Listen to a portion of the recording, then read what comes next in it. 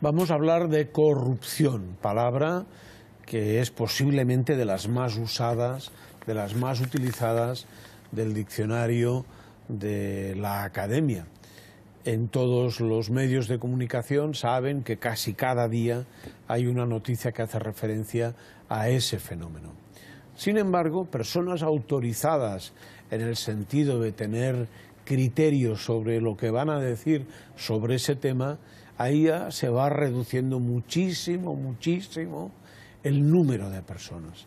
Una de ellas es Carlos Castresana, que ejerció como abogado y magistrado antes de ingresar en la carrera fiscal en 1989.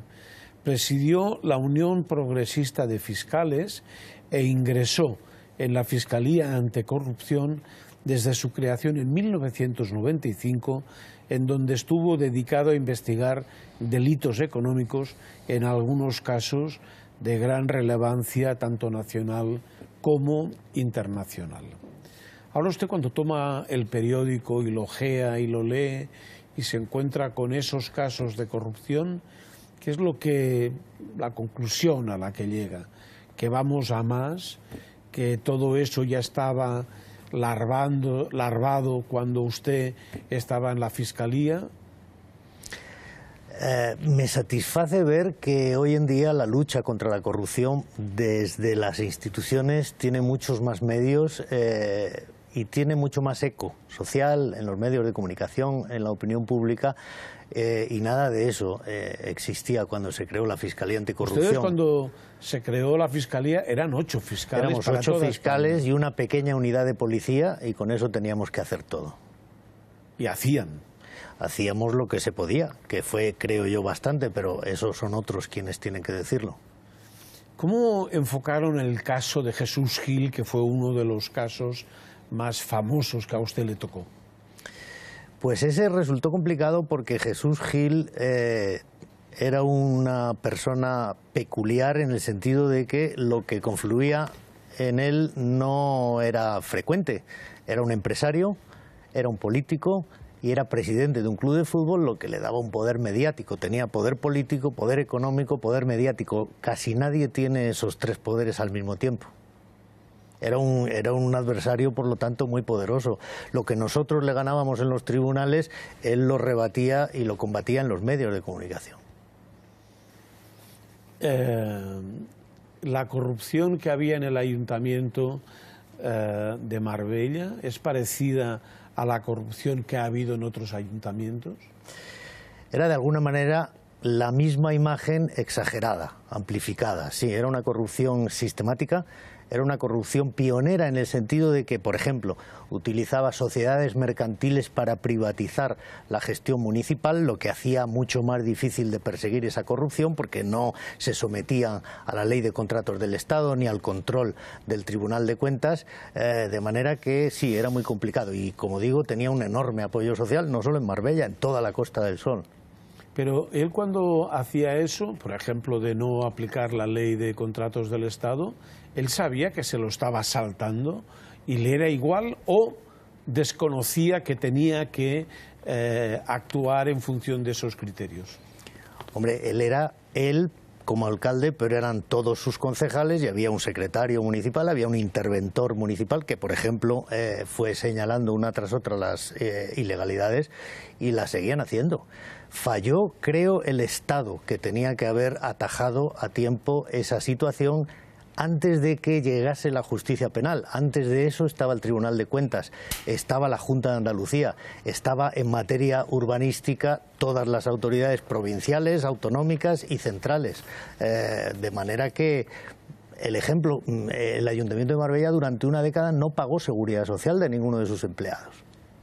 El Estado no reaccionaba. Por eso al final fue tan traumática la intervención de la Administración de Justicia Penal, porque antes había fallado la justicia contencioso-administrativa, porque antes nadie había parado esos desastres urbanísticos, y además el Ayuntamiento de Marbella sirvió de referencia a muchos otros que siguieron su camino, precisamente al ver que el Estado no tenía ninguna capacidad correctora ni disuasoria. Aquí hay una cosa, un término que a mí me parece muy interesante que usted aporta ahora, que es el Estado, ¿vale? Da la impresión de que cuando le preguntas a los ciudadanos por el Estado, que identifican Estado y Gobierno, nada más. Sin embargo, yo le iba a preguntar, cuando dice usted Estado, ¿quién tenía que haberse movido? ¿La Junta de Andalucía? ¿El Gobierno Central? ¿El Tribunal de Cuentas? La justicia ordinaria, porque parece que todo está como deslavazado y que no hay un trabajo conjunto en toda esa historia. A ver, yo creo que no hemos sido capaces de construir Estado, en el sentido que existe en las democracias avanzadas, de que las instituciones al servicio de los ciudadanos están dirigidas por servidores públicos imparciales, que no están al albur de los partidos políticos. Los partidos en España, por desgracia, creo, han colonizado esas instituciones. Evidentemente, la corrupción tiene una parte que corresponde a la jurisdicción penal, pero tiene una parte que corresponde al Tribunal de Cuentas, a la Agencia Tributaria, a la Comisión Nacional del Mercado de Valores, a todas esas instituciones que deberían servir con imparcialidad los intereses generales y que yo creo que no han hecho el papel que se requería de ellos. Cuénteme algo más. ¿Usted cree que la sociedad española ahora está sensibilizada contra la corrupción? Sí, yo creo que sí. Ahora pero sí. A esa misma sociedad les proponen un business corrupto, un negocio de corrupción, siento haber utilizado despectivamente la palabra anglosajona, y los ciudadanos que van a decir sí o no. A ver, es que son dos niveles completamente distintos. Uno es el individual, la avaricia es uno de los pecados de los seres humanos y el que quiera tomar ese camino tiene la libertad de hacerlo. Luego veremos si paga o no las consecuencias. Ahora, la manera en que la sociedad se estructura y funciona, en la manera en que el Estado de Derecho protege a los ciudadanos que los sostienen con sus impuestos, es lo que de verdad debería ser una preocupación, y creo que hoy en día lo es. Durante los años de las vacas gordas, los felices finales de los 80 y 90, con los fondos estructurales de la Unión Europea, los Juegos Olímpicos, la Expo, las grandes inversiones en autovías, en trenes de alta velocidad, todos éramos muy felices y a nadie le preocupaba la corrupción. Ese es el momento en el que empiezan a aparecer los fenómenos más graves y por eso se crea la Fiscalía Anticorrupción. Ahora creo que la mayoría de la opinión pública se ha dado cuenta, es un poco tarde, pero bien, más vale tarde que nunca. Hay otra cosa también, que cuando se habla de la sociedad del bienestar, hablamos de educación, de sanidad y poca cosa más. Quizás deberíamos incluir también ahí la justicia para que más o menos haya un equilibrio entre todo, ¿no? Absolutamente.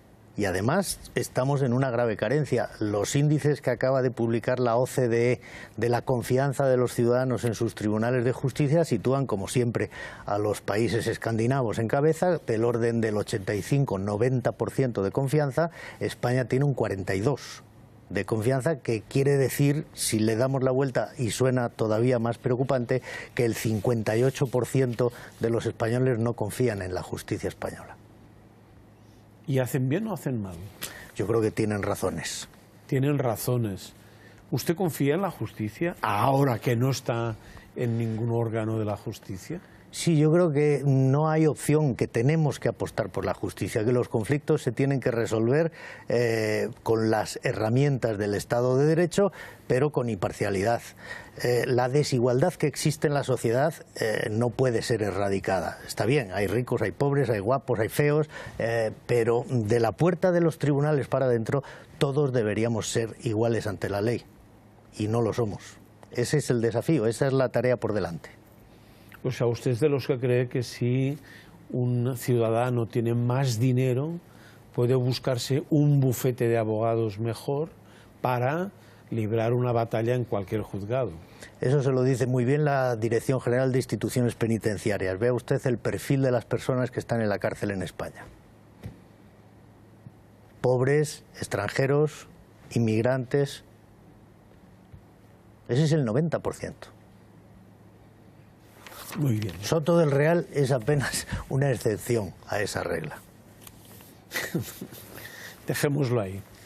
Gracias por estar con nosotros. Espero que usted nos acompañe el día del programa de Millennium que vamos a dedicar a la corrupción y que nos informe, nos asesore, nos cuente cuáles son sus experiencias vividas y sobre todo también cuáles son las salidas a la situación actual para reducir esa corrupción. ¿Cree usted que tiene algún día seremos una sociedad no corrupta en general?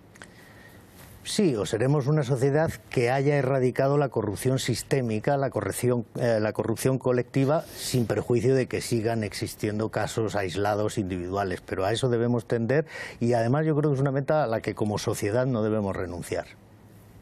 Señor Castresana, gracias por estar con nosotros y le vemos el día del programa. Gracias a ustedes.